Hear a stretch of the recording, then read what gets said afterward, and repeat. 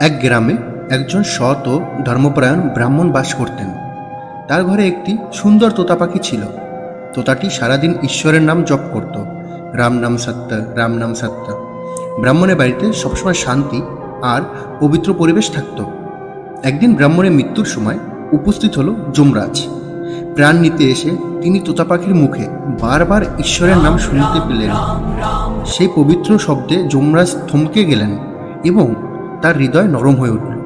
যমরাজ বুঝলেন এই গৃহে ধর্ম ও পুনর্বাস, তাই তিনি ব্রাহ্মণকে স্বর্গে পাঠালেন। তোতা পাখিটি তখনও শান্ত কণ্ঠে ঈশ্বরের নাম জপ করছিল। কিছুদিন পর পাশের গ্রামের এক দুষ্টু লোক মারা গেল।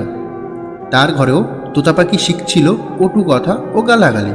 যমরাজ সেখানে গিয়ে অশুভ শব্দ শুনে ক্রুদ্ধ হলেন।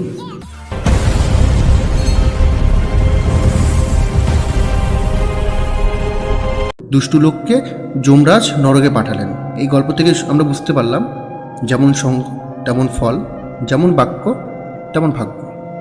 রাধে রাধে।